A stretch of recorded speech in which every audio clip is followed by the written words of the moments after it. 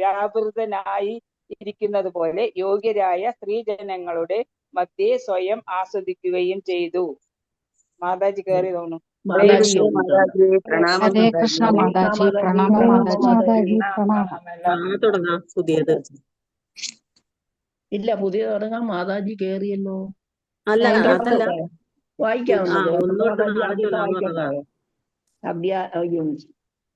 അധ്യായം 1 ഋഷിമാരുടെ അന്വേഷണങ്ങൾ. ശ്ലോകം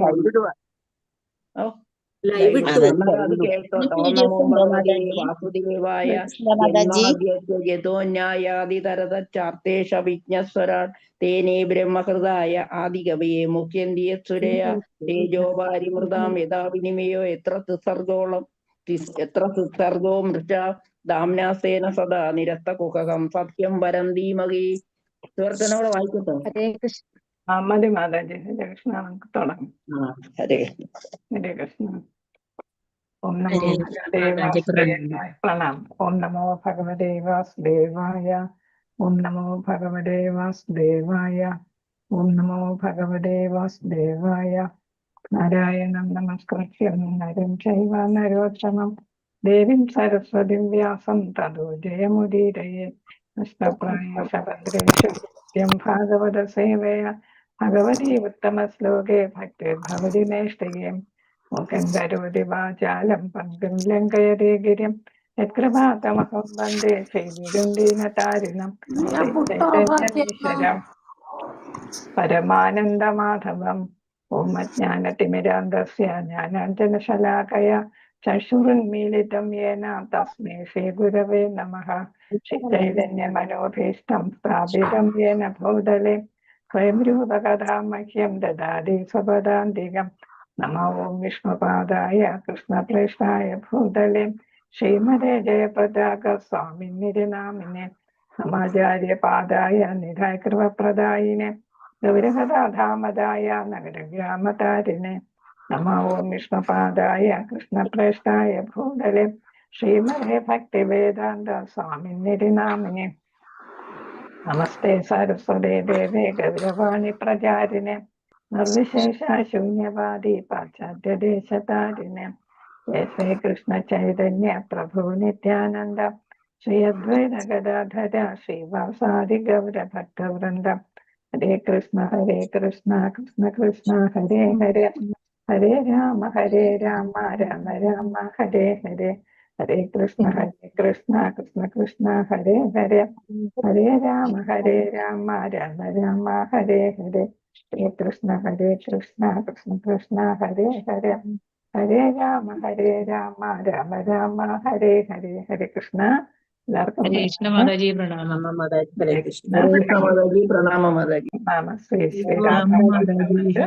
മംഗലാപുരത്തിന്റെ ഷോർട്ട് ഭാഗവതം ക്ലാസ്സിലേക്ക് എല്ലാവർക്കും സ്വാഗതം. എല്ലാവർക്കും പ്രണാമം. ഹരേ കൃഷ്ണ. ഹരേ കൃഷ്ണ. സമയമായില്ലല്ലേ? എല്ലാരും കേറുന്നേ ഉള്ളൂ. തുടങ്ങണം. അത് 46 തുടങ്ങിക്കോ. 46. ഹരേ കൃഷ്ണ. അപ്പൊ നമുക്കിന്ന് 35 ഭാവാർത്ഥമാണ് വേണ്ടതല്ലേ? ഭാവാർത്ഥം കുറച്ചെടുത്തു. ഏതുവരെ എടുത്തത്? ഇതുവരെ ഇത് മുതൽ വായിക്കാം. ലാസ്റ്റ് പാരഗ്രാഫ് എടുക്കേണ്ടത്.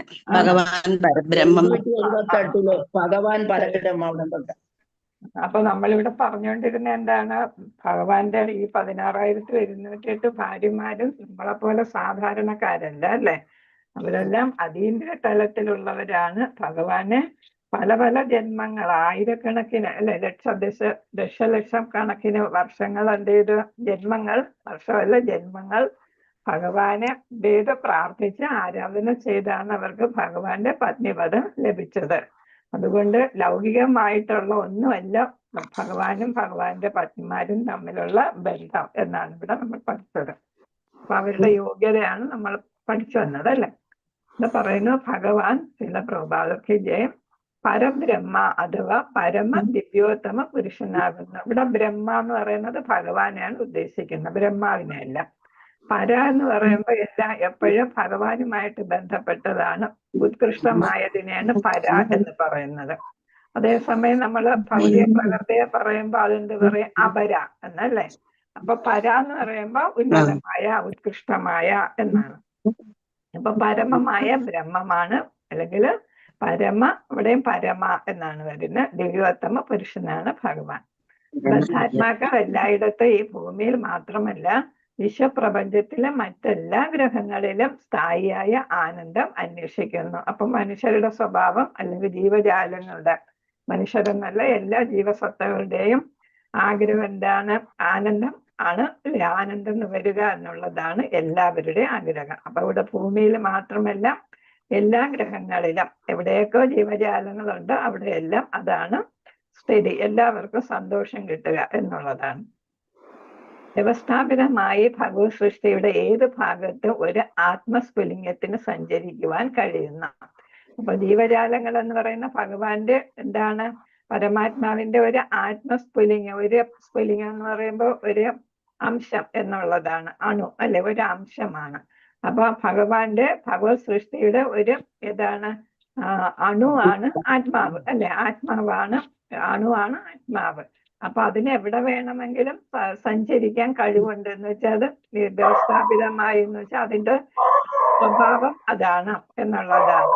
അപ്പൊ ജീവജാലത്തിന്റെ അല്ലെങ്കിൽ ആത്മസ്ഫുലിംഗത്തിന്റെ സ്വഭാവം എന്ന് പറഞ്ഞാൽ ഭഗവാൻ എല്ലായിടത്തും വ്യാപിച്ചു കിടക്കുന്ന പോലെ. കൃഷ്ണ ആരുടെ? കുമാരി മാതാജി മ്യൂട്ട് ചെയ്തോളൂ, അല്ലെങ്കിൽ നമ്മള്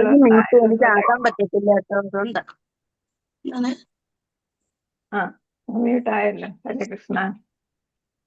പിന്നെ പ്രഭുപാദർ പറയുന്ന നമ്മള് നായയൊന്നും വളർത്തരുതെന്നാണ്. നായ പിന്നെ പൂച്ച ഇതിനെ നമ്മൾ പെറ്റായിട്ട് വളർത്തരുതെന്നാണ് പറയുന്നത്. കാരണം എന്താണ്? അതിന് ശുചിത്വം കുറവാണ്. നമ്മൾ ദിവസം ഒരു പ്രാവശ്യം അല്ലെങ്കിൽ 2 പ്രാവശ്യം അല്ലെങ്കിൽ 3 പ്രാവശ്യമൊക്കെ നമ്മൾ കുളിക്കുകയൊക്കെ ചെയ്യല്ലേ, വൃത്തിയാക്കും. അപ്പൊ നായ എന്ന് പറഞ്ഞാൽ കുളിയൊന്നും കഴിക്കുന്നില്ല, അത് മലമൂത്ര വിസർജനം ചെയ്താൽ കഴുകുന്നുമില്ലല്ലോ. അപ്പൊ നമ്മൾ ഇതൊക്കെ ചെയ്യുന്നത് കൊണ്ട് നമ്മൾ എപ്പോഴും ശുചിത്വം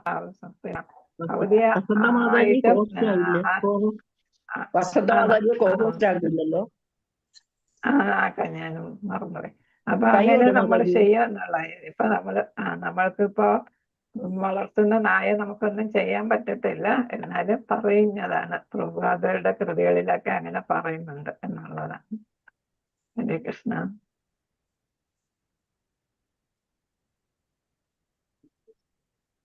എല്ലാരും പെരക്കകത്തിട്ടാ വളർത്തുന്ന പെറ്റിനൊക്കെ ഇപ്പൊ. കൂടെയാണ് കിടത്തുന്നത്. അപ്പൊ അത് ഒരു ഭാഗ്യമാണ്. എല്ലാരും AC മെത്തയിലാണല്ലോ കിടത്തുന്നത് അല്ലെ. അത് പൂർവ്വജന്മത്തില് എന്തോ നല്ല പൂർവ്വജന്മഫലമാണ്. അതെ. ഞങ്ങളെ ബന്ധുക്കളുടെ വീട്ടിൽ ഇതേപോലെ വളർത്തുന്നുണ്ട്. നമ്മള് പറയും അതിന് കൂട്ടിലാണെങ്കിൽ അതിന് ഫാന്, രാത്രിയാണെങ്കിൽ ഫാനും ലൈറ്റും എല്ലാം കൂട്ടില്, രാത്രിയാണെങ്കിൽ അതിന് അകത്താണ്. അതിനൊരു പ്രത്യേകിച്ച് ബെഡും AC-യും ഒക്കെ ആയിട്ടാണ്. അതിന് ഭാഗ്യം വേണം അല്ല, നായാണെങ്കിലും ഭാഗ്യം വേണം. അവര് മുൻജന്മത്തെ ഭാഗ്യം അനുഭവിക്കുന്നത്. ഭാഗ്യം, അതെ അതെ. അപ്പൊ നല്ല കുടുംബത്തിൽ വന്ന് പിറക്കാനായിട്ട് പറ്റിയ പക്ഷെ നായായി പോയി എന്നേ ഉള്ളൂ അല്ല. ഹരേ കൃഷ്ണ. എന്നാൽ ഭൗതിക ഗുണങ്ങളാൽ ബദ്ധനാകൽ. അപ്പൊ ആത്മസ്ഫുലിംഗം എന്ന് പറയുമ്പോൾ ഇവിടെ ഉദ്ദേശിക്കുന്ന അതിന് ഉത്കൃഷ്ടമായിട്ടുള്ള ശക്തിയുണ്ട് അല്ലെ. ആ ശക്തിയുണ്ട്. പക്ഷെ ഭൗതിക ഗുണങ്ങളാൽ, നമ്മൾ ത്രിഗുണങ്ങളാൽ ബദ്ധനാകയാൽ ശൂന്യാകാശത്തെ ബഹിരാശ പേടകങ്ങളുടെ സഹായത്തോടെ സഞ്ചരിക്കുവാൻ അവർ യത്നിക്കുകയും ലക്ഷ്യസ്ഥാനത്ത് എത്തിച്ചേരുന്നതിൽ പരാജയപ്പെടുകയും ചെയ്യുന്നു. ഇപ്പൊ നമ്മുടെ നമ്മളെ സയൻസ് പരമായിട്ട് നമ്മുടെ ശാസ്ത്രരംഗത്ത്, ഭൗതിക ശാസ്ത്ര രംഗത്ത് ഉയർന്ന കാര്യമാണ് ഇവിടെ പറയുന്നത് അല്ലെ. നമ്മൾ ഓരോന്നും വിക്ഷേപിക്കുകയും ഓരോ ഗ്രഹങ്ങളിൽ എത്തിച്ചേരാനായിട്ടും ശൂന്യാകാശത്ത് പേടകങ്ങളും അതേപോലെ തന്നെ പലതരത്തിലും നമ്മൾ അവിടെ കഴിഞ്ഞുകൂടുന്നുണ്ട് അല്ലെ. ഒരു മാസങ്ങളും ഒക്കെ ഇങ്ങനെ കഴിയുന്നുണ്ട്. പക്ഷെ അതെല്ലാം അവസാനം പരാജയപ്പെടുന്നു. എന്നുവെച്ചാൽ നമുക്ക് അവിടെ സ്ഥിരമായിട്ട് താമസിക്കാൻ പറ്റത്തില്ലല്ലോ അല്ലെ, താൽക്കാലികമായിട്ടാണ്. തടവ് പുള്ളിയുടെ വിലങ്ങ് പോലെ ഗുരുത്വാകർഷണ നിയമം അവനെ ബന്ധിക്കുന്നു. നമുക്ക് പറ്റാത്തതുകൊണ്ടാണ് നമ്മൾ ഭൂമിയിലോട്ടുള്ള ആകർഷണം കാരണമാണ് നമുക്ക് അവിടെ തങ്ങാൻ പറ്റാതെ വരുന്നത്.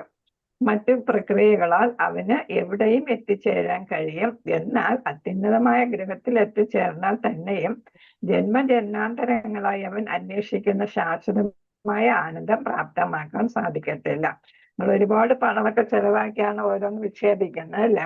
പക്ഷെ നമുക്ക് സ്ഥായിയായിട്ടുള്ള സന്തോഷവും അല്ലെ സമാധാനവും ഒന്നും നമുക്കതുകൊണ്ട് ലഭിക്കുന്നില്ല. പൈസയും പ്രയത്നവും ഒക്കെ ഒരുപാട് വേണമെങ്കിലും ചെലവാക്കുന്നുണ്ടെങ്കിലും പരമാനന്ദം നമുക്ക് കിട്ടുന്നില്ല.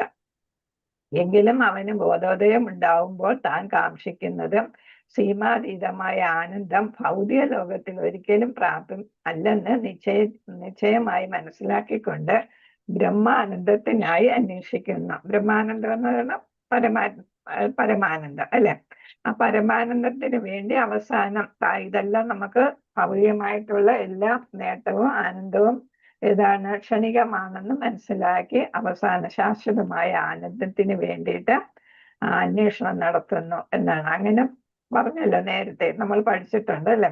നമ്മൾ ഒത്തിരി വർഷക്കാലം അല്ലെങ്കിൽ ഒത്തിരി ജന്മങ്ങൾ ഭൗതികമായിട്ടുള്ള ആസ്വാദനം ചെയ്ത് കഴിയുമ്പോൾ നമുക്ക് അവസാനം മടുപ്പ് തോന്നും, അല്ലെങ്കിൽ നമുക്ക് യഥാർത്ഥത്തിലുള്ള ജ്ഞാനം ഉണ്ടാകും. അങ്ങനെ ജ്ഞാനം ഉണ്ടാകുമ്പോഴാണ് നമ്മൾ ഈ അനുഭവിച്ചുകൊണ്ടിരിക്കുന്നതൊക്കെ താൽക്കാലികമാണെന്ന് മനസ്സിലാകുന്നത്. സ്ഥായിയായിട്ടുള്ള ആനന്ദത്തിന് നമ്മൾ ശ്രമിക്കുന്നത്.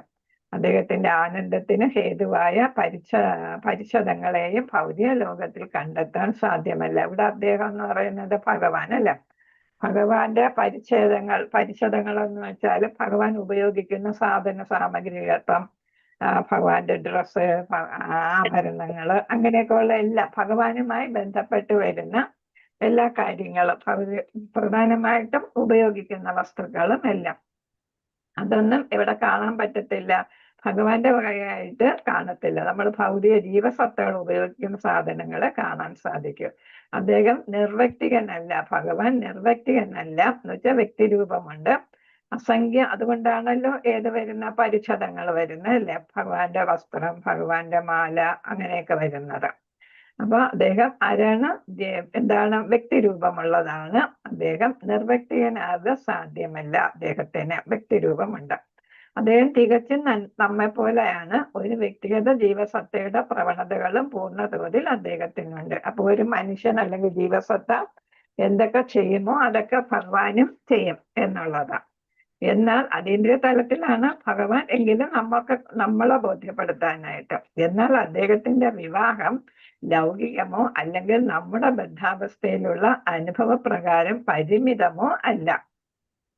അതീന്ദ്രിയ തലത്തിലുള്ളതാണ് ഭഗവാന്റെ വിവാഹം തുടങ്ങിയവ എല്ലാം, നമ്മളെപ്പോലെ അല്ല. ആകയാൽ എന്താണ്, അദ്ദേഹത്തിന്റെ പത്നിമാർ ലൗകിക സ്ത്രീജനങ്ങളോ പോലെ കാണപ്പെടുന്നുവെങ്കിലും യഥാർത്ഥത്തിൽ അവരെല്ലാം തന്നെ അന്തരംഗ ശക്തിയുടെ ഉത്തമ ആവിഷ്കാരങ്ങളായ അതീന്ദ്രിയ മുക്താത്മാക്കളാണ്. അവിടെ പ്രധാന അതീന്ദ്രിയമാണ് അല്ലെ. അപ്പൊ അവര് എന്തായിട്ട് മാറുന്നു? മുക്താത്മാക്കളാണ്. ഇപ്പൊ നമ്മള് സുഖദേവ ഗോസ്വാമി മുക്താത്മാവ് എന്ന് പറയുന്നു അല്ലെ. അപ്പൊ ഭൗതിക ലോകത്ത് ജീവിക്കുന്നെങ്കിലും ഭൗതികത അവരെ സ്വാധീനിക്കുന്നില്ല. അതാണ് മുക്താത്മാവിന്റെ പ്രത്യേക ലക്ഷണം എന്ന് പറയുന്നത്. അപ്പൊ ഭൗതികതയുടെ ഒരു ഗുണങ്ങളും അവര് കാണത്തില്ല. അവരെല്ലാം ആത്മീയ തലത്തിലാണ് നിലനിൽക്കുന്നത്, പ്രവർത്തിക്കുന്നത്. അവരുടെ ശരീരവും എല്ലാം ആത്മീയമാണ്. ഹരേ കൃഷ്ണ. 36-ാമത്തെ ശ്ലോകം. ഇത് ഇതാണ് ദ്വാരകയിലെ സ്ത്രീകളെ കുറിച്ചുള്ള വർണ്ണനയാണ് ഇവിടെയും പറയുന്നത്. ഇത് ബൈഹാർട്ട് ചെയ്യാനുള്ള ഒരു ശ്ലോകം കൂടെയാണ്. അപ്പൊ ഇച്ചിരി പാടായിട്ട് തോന്നുമെങ്കിലും നല്ല രസമുള്ള ഒരു ശ്ലോകമാണ്. നമോ ഭഗവതേ വാസുദേവായ. ഉദ്ധാമഭാവ പിശുനാമലവൽഗുഹാസ വ്രീഡാവലോക നിഹതോ മദനോപിയാസാം സമ്മുഹ്യ ചാപം നദഹാത് പ്രമദോത്തമസ്ഥ യസേന്ദ്രിയം വിമതിരും കുഹകൈർനശേകുഃ. ഉദ്ധാമഭാവ പിശുനാമല വൽഗുഹാസ. ഉദ്ധാമഭാവ പിശുനാമല വൽഗുഹാസ വ്രീഡാവലോക നിഹതോ മദനോഭിയാസ. മദന അഭിയാസാം വ്രീഡ അവലോക നിഹതോ എന്നാണ്. വ്രീഡ അവലോക നിഹത. വ്രീഡാവലോക നിഹതോ മദനോപി യാസാം സമ്മുഹ്യ ചാപം അജഹാത് പ്രമദോത്തമസ്ഥ യസ്യേന്ദ്രിയം വിമതിതം കുഹകൈർ ന ശേകുഹു. ആരെങ്കിലും വായിക്കുന്നുണ്ടോ? നല്ല രസമുള്ള ശ്ലോകമാണ്. വായിക്കട്ടെ മാതാജി. വായിച്ചോ. ശ്ലോകം 36. ഓ നമോ ഭഗവതേ വാസുദേവായ ഉദ്ദാമഭാവ പിശുനാമല വൽഗുഹാസ ക്രീഡാവലോക നിഹതോ മദനോപി യാസാം സമ്മൂഹ്യ ചാപമജഹാത് പ്രമദോത്തമസ്ത യസ്യേന്ദ്രിയം വിമതിതം കുഹകൈർന ശേകുഹു. സമ്മൂന്നല്ല, സമ്മു ദീർഘമില്ല കേട്ടോ. സമ്മുഹ്യ ചാപം. ഹരേ കൃഷ്ണ. നന്നായിട്ട് വായിച്ചു. പ്രധാന പദാർത്ഥം ശ്രീല പ്രഭുപാദർക്ക് ജയ ഉദ്ദാമ. ഇതിപ്പം ദ്വാരകയില് സ്ത്രീകളുടെ സൗന്ദര്യത്തെ കുറിച്ച് വർണ്ണിക്കുന്നു. എത്ര സൗന്ദര്യവതികളാണെങ്കിലും അവരുടെ പ്രവർത്തനങ്ങളൊന്നും ആരും സ്വാധീനിക്കുന്നില്ല, ഭഗവാനെ സ്വാധീനിക്കുന്നില്ല. പക്ഷെ അവരുടെ ഭക്തി ഭഗവാനെ സ്വാധീനിക്കും. അങ്ങനെ ഭഗവാൻ അതിനനുസരിച്ച് തന്നെ പ്രതികരിക്കും എന്നാണ്. അവരുടെ സൗന്ദര്യമൊന്നും ഭഗവാനെ സ്വാധീനിക്കുന്നില്ല, പക്ഷെ അവരുടെ ഭക്തി, കലർപ്പില്ലാത്ത ഭക്തി ഭഗവാനെ സ്വാധീനിക്കും. അത് ഭഗവാൻ അതിനനുസരിച്ച് അവരോട് തിരിച്ചും സ്നേഹപ്രകടനം നടത്തും എന്നുള്ളതാണ്. ഉദ്ദാമ വളരെ ഗൗരവമായ ഭാവം പിശുന പ്രചോദിപ്പിക്കുന്ന അമല കുറ്റമറ്റ ബൽഗുഹാസ മനോഹരമായ മന്ദഹാസം. അപ്പൊ പത്നിമാരുടെ മനോഹരമായ മന്ദഹാസമോ അവരുടെ ഗൗരവമായ ഭാവമോ പ്രചോദിപ്പിക്കുന്ന മനോഹരമായ കുറ്റമറ്റ കുറ്റം പറയാനില്ലാത്ത മനോഹരമായ മന്ദഹാസമോ വ്രീഡ കടക്കൻ നോട്ടം. സ്ത്രീകൾ നോക്കുന്ന സ്നേഹഭാവത്തിൽ നോക്കുന്നതാണ് അല്ലെ. ആ കടക്കൻ നോട്ടമോ അവലോക കടക്കൻ കൊണ്ട് വീക്ഷിക്കുക. നിഹത അത് കീഴടക്കാനായിട്ട് സാധിക്കത്തില്ല. പക്ഷെ ആരിവിടെ വീര്യം? മദനഹ കാമദേവൻ, അല്ലെങ്കിൽ അമദന അത്യന്ത സഹനശക്തിയുള്ള മഹാദേവൻ. ഇവിടെ മഹാദേവനെ എടുത്ത് പറയുന്നത് എന്താന്ന് വെച്ചാൽ മോഹിനി വേഷത്തിൽ മഹാദേവൻ പെട്ടു അല്ലെ. അപ്പൊ വീണു എന്നുള്ളത് കൊണ്ടാണ്. അപ്പൊ എല്ലാവരെയും കാമം ഉദ്ബോധിപ്പിക്കുന്ന ആളാണ് കാമദേവൻ അല്ലെ. ആ കാമദേവൻ പോലും ശാപം താഴെ വെച്ച് ഇവരുടെ സൗന്ദര്യത്തിനും മന്ദഹാസത്തിനും കീഴ്പ്പെടുന്നു എന്നാണ് പറഞ്ഞത്. യാസാം ആരുടെ എന്ന് വെച്ചാൽ ഈ പത്നിമാരുടെ സമ്മുഹ്യ കീഴടക്കപ്പെടുകയാൽ ചാപം ധനുസ് അജഹാദ് ഉപേക്ഷിച്ചു. ആരാണ്? കാമദേവൻ ഉപേക്ഷിച്ചു ചാപം. എല്ലാവരെയും കാമം സൃഷ്ടിക്കുന്ന ആ ചാപം ഉപേക്ഷിച്ചു. പ്രമദ ഉന്മത്തമാക്കുന്ന സ്ത്രീ ഉത്തമഹ ഉയർന്ന തരം തായല്ല യസ്യ ആരുടെ ഇന്ദ്രിയങ്ങൾ വിമതിതം ഉലയ്ക്കുവാൻ എന്ന് വെച്ചാൽ ഇവിടെ ഭഗവാന്റെ ഇന്ദ്രിയങ്ങളെ ഉലയ്ക്കുവാൻ അവരുടെ ഈ മന്ദഹാസത്തിനൊന്നും സാധിച്ചില്ല. പക്ഷെ കാമദേവനും അതേപോലെ സഹനശക്തിയുള്ള മഹാദേവൻ പോലും വീണുപോയെന്നിരിക്കും എന്നാണ് പറയുന്നത്. കുഹകൈഹി മാന്ത്രിക അഭ്യാസങ്ങളാൽ എന്ന് വെച്ചാൽ ചേഷ്ടകളാൽ നഹ ഒരിക്കലും ശേഖു കഴിഞ്ഞിരുന്നു. അപ്പൊ ഒരിക്കലും അവരുടെ മാന്ത്രിക അഭ്യാസങ്ങൾ എന്ന് വെച്ചാൽ സ്ത്രീകള് പുരുഷന്മാരെ വീഴ്ത്താൻ ഉപയോഗിക്കുന്ന നയങ്ങളും തന്ത്രങ്ങളൊന്നും ഭഗവാന്റെ അടുത്ത് വില പോയില്ല എന്നാണ് ഇവിടെ പറഞ്ഞിരിക്കുന്നത്. എന്നാൽ ആര് വീഴും? ശിവൻ പോലും വീണു അല്ലെ. കാമദേവൻ പോട്ടെ, ശിവൻ പോലും വീഴും എന്നാണ്. വിവർത്തനം ശ്രീല പ്രഭുപാദർക്ക് ജയ്. രാജ്ഞിമാരുടെ മനോഹര മന്ദഹാസങ്ങളും കടക്കൻ നോട്ടങ്ങളും എല്ലാം കുറ്റമറ്റവയും പ്രചോദിപ്പിക്കുന്നവയുമായിരുന്നു. കാമദേവനെ പോലും തോൽപ്പിച്ച് നിരാശയാ ചാപം ഉപേക്ഷിപ്പിക്കാൻ അവയ്ക്ക് കെൽപ്പുണ്ടായിരുന്നു. സഹനശീലനായ ശിവൻ പോലും അവയ്ക്ക് ഇരയായി തീരാം. ഇങ്ങനെയൊക്കെ ആയിരുന്നിട്ടും അവരുടെ മാന്ത്രികമായ ചേഷ്ടകളും ആകർഷണങ്ങളും എല്ലാം ഉണ്ടായിട്ടും അവർക്ക് ഭഗവാന്റെ ഇന്ദ്രിയങ്ങളെ പ്രക്ഷുബ്ധമാക്കാൻ കഴിഞ്ഞില്ല. എന്ന് വെച്ചാൽ ഭഗവാൻ അതിൽ വീണില്ല, ഇളകിയില്ല എന്നുള്ളത്. ഇന്ദ്രിയ ആസ്വാദനത്തിന് ഭഗവാനെ ആകർഷിക്കാനായിട്ട് പത്നിമാർക്ക് അങ്ങനെ സാധിച്ചില്ല എന്നുള്ളതാണ് ഇവിടെ പറയുന്നത്. ഹരേ കൃഷ്ണ. ഭാവാർത്ഥം ശില പ്രഭുപാദർക്ക് ജയ്. മോക്ഷമാർഗം അഥവാ ഭഗവത് ധാമത്തിലേക്കുള്ള പാത സ്ത്രീ സംസർഗത്തെ സദാ നിരാകരിക്കുന്നു. അപ്പം ഏതാണ്, നമ്മൾ മോക്ഷമാർഗത്തിലേക്ക് പോകണമെങ്കിൽ നമ്മൾ ഇന്ദ്രിയ ആസ്വാദനം പാടില്ല എന്നാണ് അല്ലെ. അപ്പൊ കൂടുതൽ ഇന്ദ്രിയ ആസ്വാദനം ആരുടെ അടുത്ത് വരുമ്പോഴാണ്? സ്ത്രീയും പുരുഷനും തമ്മിൽ വരുമ്പോഴാണ് അത് സാധ്യമാകുന്നത്. അപ്പൊ അത് പറയുന്നില്ല എന്ന് വെച്ചാല് അത് പ്രോത്സാഹിപ്പിക്കാറില്ല അല്ലെ. ഇപ്പൊ സ്ത്രീയും പുരുഷനും അകന്നു നിൽക്കണം എന്നുള്ളതാണ്. പ്രത്യേകിച്ച് നമ്മള് ബാനപ്രസ്ഥം വരുമ്പോ 50 വയസ്സാകുമ്പോ നമ്മൾ സ്ത്രീയും പുരുഷനും ലൈംഗികമായിട്ടുള്ള അടുപ്പം പാടില്ല എന്നുള്ളതാണ്. അതാണ് ശാസ്ത്രങ്ങൾ പറയുന്നത്, മനുസ്മൃതി തുടങ്ങിയവ.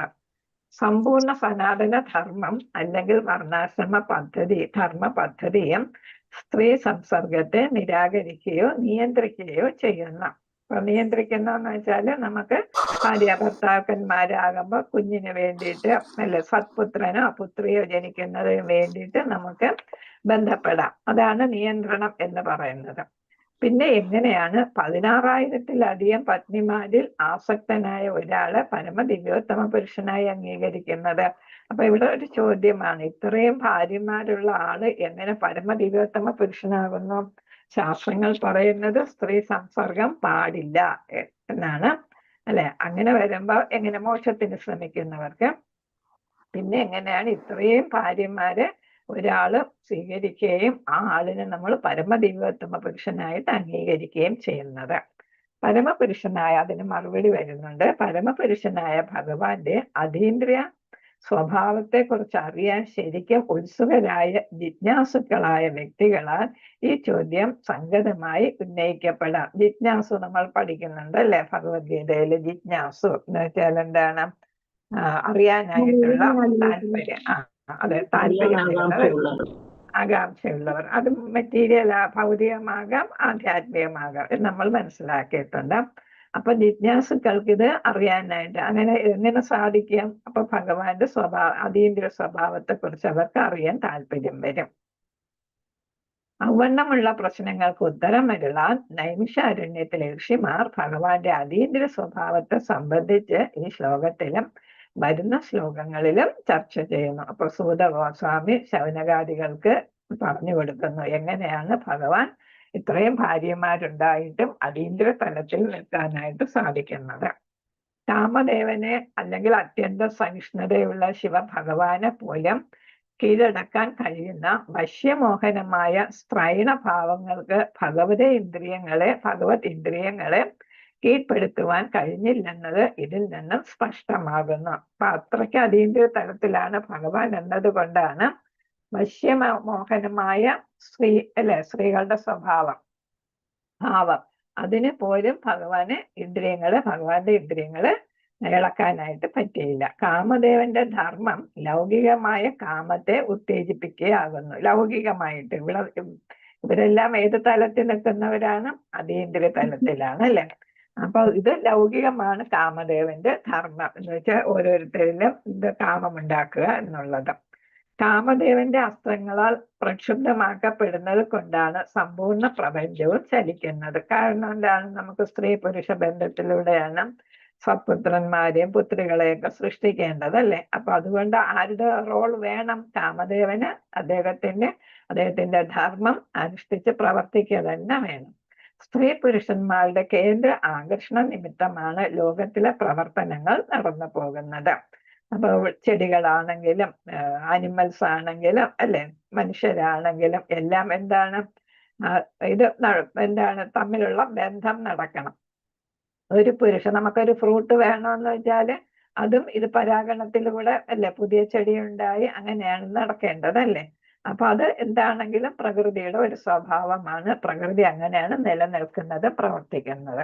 ഒരു പുരുഷൻ അവന്റെ ഇഷ്ടത്തിനിണങ്ങിയ ഇണയെ അന്വേഷിക്കുന്നു. സ്ത്രീ ആകട്ടെ അവർക്ക് അനുയോജ്യനായ ഒരു പുരുഷനെ അന്വേഷിക്കുന്നു. ഭൗതിക ചോദനത്തിന്റെ രീതിയാണിത്. ഇപ്പൊ ഭൗതികതയിൽ ഇതാണ് നടക്കേണ്ടതും അതാണ്. ഒരു പുരുഷൻ സ്ത്രീയുമായി ഒത്തുചേർന്ന ഇവിടെ ലൈംഗിക ബന്ധത്താൽ ജീവസത്തയുടെ ഭൗതിക ബന്ധനം തൽക്ഷണം ഗാഠമായി പിണയ്ക്കപ്പെടുന്നു. അപ്പൊ വലുതായിട്ട് എന്താണ് അടുക്കുന്നു, അല്ലെ, തമ്മിൽ അടുക്കുന്നു, ഭൗതികമായിട്ട് അവർ കൂടുതൽ അടുപ്പമുള്ളവരായിട്ട് മാറുന്നു. തൽഫലമായി ഇമ്പമാർന്ന ഭവനം, മാതൃരാജ്യം, ശരീരവുമായി ബന്ധപ്പെട്ട സന്താനം, സമൂഹം, മൈത്രി, ധനസമ്പാദനം എന്നീ മായികമായ പ്രവർത്തന രംഗങ്ങളോടുള്ള പുരുഷന്റെയും സ്ത്രീയുടെയും ആകർഷണം വർദ്ധിക്കുന്നു. അപ്പൊ ഇവിടെ എടുത്തു പറയുന്ന മായികമാണ് ഇത്, എന്ന് വെച്ചാൽ ഇത് ലൗകികമായത് കൊണ്ട്, അല്ലെ, ലൗകികമായതെല്ലാം എന്തായിട്ട് വരും, മായികമായിട്ട് മാറും. മായ എന്ന് വെച്ചാൽ മഹാമായയുടെ സ്വാധീനം, ത്രിഗുണങ്ങളും എല്ലാ സ്വാധീനം അവിടെ വരും. അപ്രകാരം ദുരിതങ്ങൾ നിറഞ്ഞ താൽക്കാലികമായ ഭൗതിക അസ്തിത്വത്തോടുള്ള തെറ്റായതും എന്നാൽ അക്ഷീണവുമായ ആകർഷണം പ്രകടമാകുന്നു എന്നാണ്. അപ്പൊ അവിടെ എന്താണ്, അതീന്ദ്രിയത്തിലുള്ളതല്ലാത്തത് കൊണ്ടാണ് ഇവിടെ തെറ്റ് ആയത് എന്ന് പറയുന്നത്. അക്ഷീണവുമായ ആകർഷണം ഉണ്ടാകുന്നു. പക്ഷെ നമുക്കിത് ആവശ്യമായിട്ട് വരുന്നു, അല്ലെ, പ്രപഞ്ചത്തിലെ സൃഷ്ടികർമ്മങ്ങളൊക്കെ നടക്കണമെങ്കിൽ അത് വേണം. ആകയാൽ സ്വഗേഹമായ ഭഗവത് ധാമത്തിലേക്ക് മടങ്ങി ചെല്ലുന്നതിനുള്ള പരിത്രാണ മാർഗത്തിലുള്ളവരോട് ഇത്തരം ഭൗതിക ആകർഷണം അനുസാരികളിൽ നിന്ന് സ്വതന്ത്രരായി തീരണമെന്ന് എല്ലാ ശാസ്ത്ര നിർദ്ദേശങ്ങളും വിശേഷേണ ഉപദേശിച്ചിരിക്കുന്നു. അതുകൊണ്ട് 50 വയസ്സ് വരെ അനുവദനീയം, ധാർമ്മികമാണ് എന്ന് പറയുന്നത്. അത് കഴിഞ്ഞാലാണ് നമ്മൾ ഗൃഹസ്ഥാശ്രമം ഉപേക്ഷിച്ച് വാനപ്രസ്ഥത്തിലേക്ക് പോകേണ്ടത്.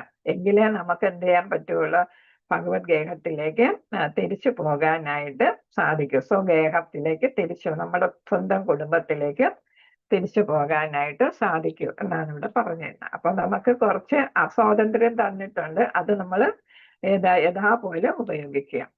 മഹാത്മാക്കൾ എന്ന് വിശേഷിപ്പിക്കപ്പെടുന്ന ഭഗവത് ഭക്ത സംസർഗത്തിലൂടെ മാത്രമേ അത് സാധ്യമാവുകയുള്ളൂ. അപ്പൊ 50 വയസ്സാകുമ്പോൾ നമ്മളിങ്ങനെ സത്സംഗത്തിലും ഒക്കെ ചേർന്ന് ഭഗവാന്റെ കാര്യങ്ങൾ കേൾക്കുകയും പഠിക്കുകയും പ്രകീർത്തിക്കുകയും ഒക്കെ ചെയ്ത് ആരായിട്ട് മാറുന്നു, നമ്മളെ സുഹൃതികളെന്ന് പറഞ്ഞല്ലേ, മഹാത്മാക്കൾ സുഹൃതികളാണ്, അല്ലെ, ഭഗവാന്റെ ഭക്തി ചെയ്യുന്നവരാണ്. അപ്പൊ അവർക്ക് ഭഗവത് ഭക്ത സംസർഗം വേണം. അപ്പൊ അതിലൂടെയാണ് നമുക്ക് മഹാത്മാക്കളായി നമുക്ക് ക്രമേണ ഭഗവത് ധാമത്തിലേക്ക് തിരിച്ചു പോകാൻ കഴിയുക. യഥാർത്ഥത്തിൽ സൗന്ദര്യമുണ്ടെങ്കിലും ഇല്ലെങ്കിലും വിപരീത ലിംഗത്തിലുള്ള വ്യക്തിക്ക് മേൽ ഭ്രമമുണ്ടാക്കാനായി ജീവാത്മാക്കളുടെ മേൽ കാമദേവൻ തന്റെ അസ്ത്രം പ്രയോഗിക്കുന്നു. ആകർഷണം എന്ന് പറയുന്നത് ഏതാണ്, നമ്മുടെ ശരീര ആകർഷണം ആകണമെന്നില്ല, അല്ലെ, അല്ലാതെ തന്നെ തമ്മിൽ ഓപ്പോസിറ്റ് സെക്സുകൾ അദ്ദേഹം ആകർഷിക്കാം, ജെൻഡേഴ്സ് ആകർഷിക്കാം.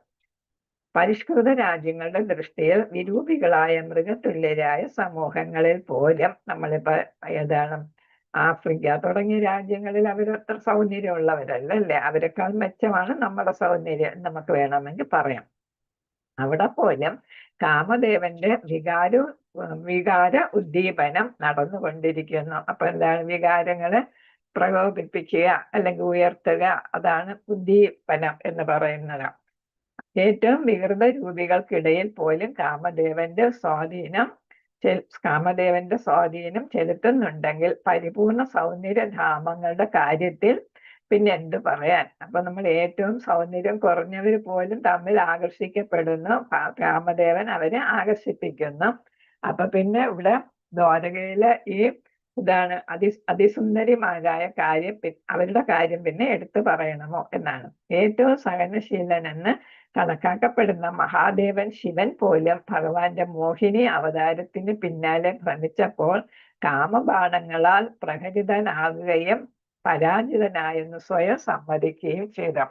അപ്പൊ ആ കഥയൊക്കെ നമുക്കറിയാം. മോഹിനി രൂപം, അല്ലെ, പാലാഴി കടന്നപ്പോ വന്ന മോഹിനി രൂപം ഇതാണ് വെണ്ണയുമായിട്ട്, അല്ലെ, അമൃതമായിട്ട് ബന്ധപ്പെട്ട് വരുന്നത്. അപ്പം ഭഗവാൻ മോഹിനി രൂപം എടുത്തിട്ടാണ് ദേവന്മാർക്ക് ഈ അമൃത് വിതരണം ചെയ്തത്, അല്ലെ. അപ്പൊ ആ രൂപത്തെ കുറിച്ച് പറഞ്ഞപ്പം മഹാദേവൻ പറഞ്ഞു, എനിക്കൊന്ന് കാണണം ആ രൂപം ഭഗവാന്റെ എന്ന് പറഞ്ഞാണ് അതിൽ ആകർഷിച്ച്. നമ്മൾ അറിയാം പിന്നീട് ആര് ജനിച്ചെന്നാ പറയുന്ന, അയ്യപ്പൻ അയ്യപ്പ സ്വാമി ജനിച്ചത്, അല്ലെ.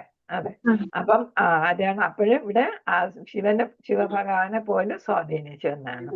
എങ്കിലും ഐശ്വര്യ ദേവതമാരുടെ ഗംഭീരവും പ്രചോദിപ്പിക്കുന്നതുമായ പെരുമാറ്റത്താൽ കാമദേവൻ സ്വയം മോഹിതനായി തീർന്നു എന്നു മാത്രമല്ല, ആ ആശാഭംഗാവേശത്താൽ സ്വമേധയാ അദ്ദേഹത്തിന്റെ ധനുസും അസ്ത്രങ്ങളും ഉപേക്ഷിക്കുകയും ചെയ്തു.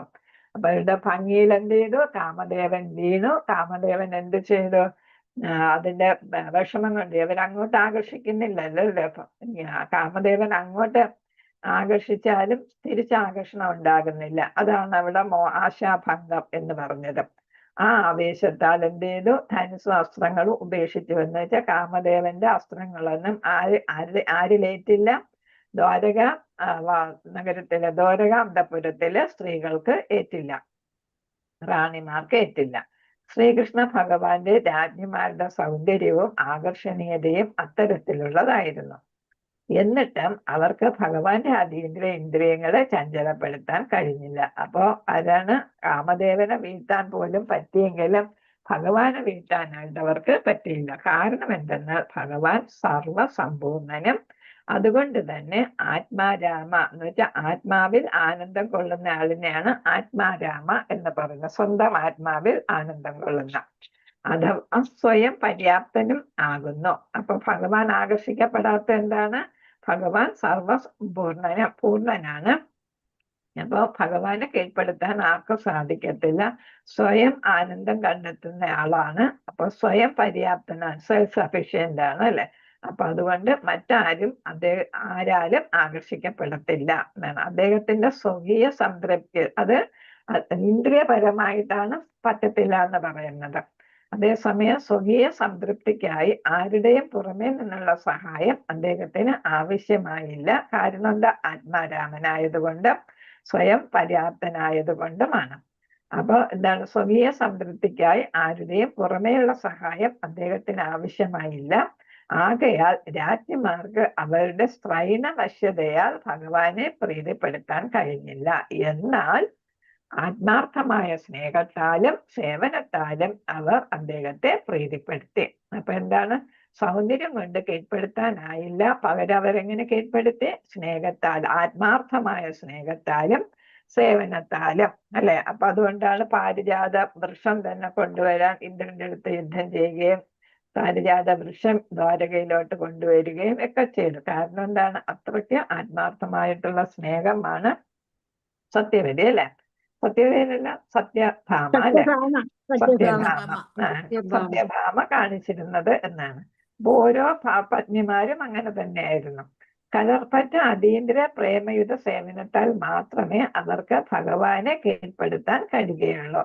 അപ്പൊ ഇതാണ് ഇവിടെ പ്രേമയുധ സേവനം എന്ന് വെച്ചാൽ ഭക്തിയുധ സേവനം. അതുകൊണ്ട് ഭഗവാനെ കീഴ്പ്പെടുത്താനായിട്ട് സാധിക്കൂ. അതിന് പകരമായി അവരെ തന്റെ പത്നിമാരായിട്ട്, അപ്പൊ അങ്ങോട്ട് പ്രതികരിച്ചത് എങ്ങനെയെന്നാണ് പറയുന്നത്. ഭക്തിക്ക് പകരമായിട്ട് കൊടുത്ത എന്താണ്? അവരെ പത്നിമാരായി സ്വീകരിച്ച് പെരുമാറുന്നത് ഭഗവാൻ സന്തുഷ്ടനായിരുന്നു. അപ്പൊ ഇതാണ് അതീന്ദ്രിയമായിട്ട് തലത്തിലുള്ള ഭഗവാന് എന്താണ്? ആ സൗന്ദര്യ ആകർഷണം ഒട്ടും തന്നെ എന്താണ്? ആ സൗന്ദര്യ ആകർഷണത്തിലൂടെ ഭഗവാന് പ്രീതിപ്പെടുത്താൻ സാധിച്ചില്ല. പക്ഷെ എന്തുകൊണ്ട് സാധിച്ചു? ഭക്തിയുടെ സേവനം കൊണ്ട്. ഇപ്പൊ എത്ര തോഴിമാരും എല്ലാവരും ഉണ്ടെങ്കിലും ഭാര്യമാരാണ്, പത്നിമാരാണ്, റാണിമാരാണ് ഭഗവാനെ എല്ലാം ചെയ്തുകൊണ്ടിരുന്നത് അല്ലെ. അപ്പൊ എല്ലാ കാര്യങ്ങളും നോക്കിയിരുന്നത് പത്നിമാരാണ്, ഭഗവാന് വേണ്ട എല്ലാ കാര്യങ്ങളും. അപ്പൊ തോഴിമാരെല്ലാം ഏൽപ്പിച്ചിരുന്നത് എന്നാണ്. അപ്രകാരം അവരുടെ കലർപ്പറ്റ സേവനത്താൽ മാത്രം സംതൃപ്തനാകയാൽ ഒരു സ്നേഹനിധിയായ ഭർത്താവിനെ പോലെ ഭഗവാൻ തിരിച്ചും സേവനം ചെയ്തു. അപ്രകാരമല്ലായിരുന്നുവെങ്കിൽ ഇത്ര അനേകം പത്നിമാരുടെ ഭർത്താവേണ്ട കാര്യം അദ്ദേഹത്തിന് ഇല്ലായിരുന്നു. അപ്പൊ എന്തുകൊണ്ടാ സാധിച്ചത്? എല്ലാവരുടെയും സ്നേഹം സ്വീകരിക്കുകയും അതേപോലെ അവർക്ക് അങ്ങോട്ട് സ്നേഹം കൊടുക്കുകയും ചെയ്തു.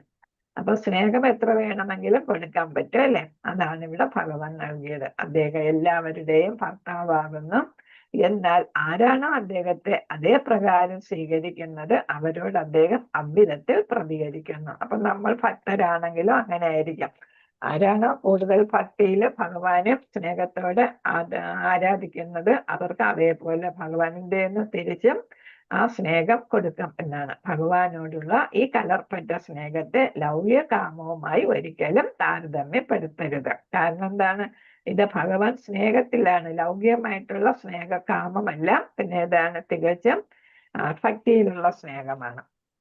അത് തികച്ചും അതീന്ദ്രിയമാകുന്നു. സ്വാഭാവികമായ സ്ത്രൈണഭാവത്താൽ രാജ്ഞിമാർ പ്രകടിപ്പിച്ച ഗൗരവമായ പെരുമാറ്റങ്ങളും അതീന്ദ്രിയങ്ങളാകുന്നു. അപ്പൊ പത്നിമാർ എപ്പോഴും അതീന്ദ്രിയ തലത്തിലാണ്.